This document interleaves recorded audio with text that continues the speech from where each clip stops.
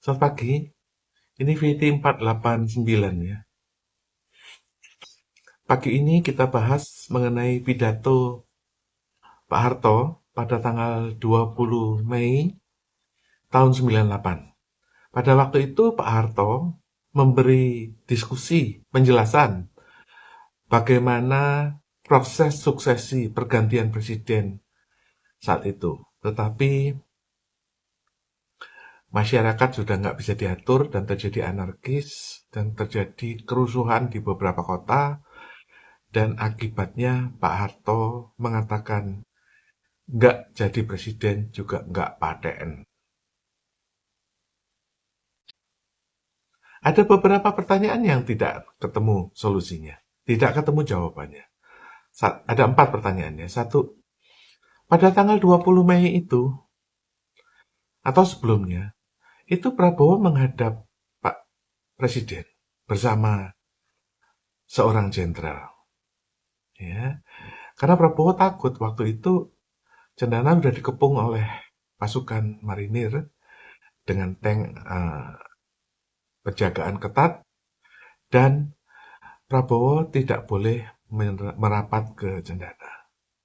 Tapi beliau diantar oleh jenderal dan menemui Soeharto. Ya, kenapa Prabowo saat itu diusir? Sampai sekarang Prabowo belum tahu jawabannya. Dia cuma tahunya, kembalilah kalau kamu bisa menyamai posisiku. Sampai sekarang Prabowo udah jadi presiden, nggak bisa kembali ke Cendana. Posisi apa yang hilang pada waktu itu? Yang hilang dicopot dari Soeharto. Ya. Kedua, harta-hartanya Soeharto itu kemana? Sampai sekarang nggak ada yang tahu.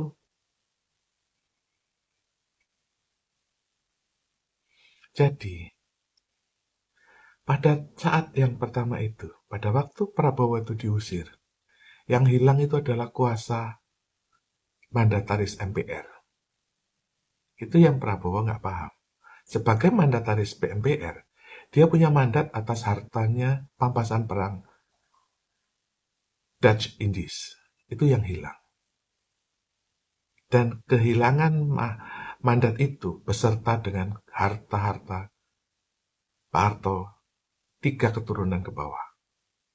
Saat itu, Prabowo diusir supaya mencegah hartanya Prabowo itu dirampas sekalian karena dia masuk dalam darahnya 3 keturunan Soeharto. Oleh karena itu, pada tanggal 9 Oktober tahun 2024, seminggu sebelum pelantikan, Prabowo kena kutukan itu. Dan hartanya Hashim Joyadikusumo dan Aryo Joyadikusumo, 3 keturunan ke bawah, Joyo Hadikusumo, dirampas. Sebagai bagian dari kutukan mandataris MPR yang dicabut dari Soeharto. Ke depan, kalau Prabowo ingin paham hal ini, Prabowo harus kembali kepada orang yang menolong pada waktu itu. Jenderal yang mengantar dia ketemu Soeharto. Dan dia dikampleng oleh Soeharto. Kenapa? Prabowo harus menemui orang yang menolong dia pada saat itu, pada saat kritis itu, dan mengantar ketemu Pak Harto.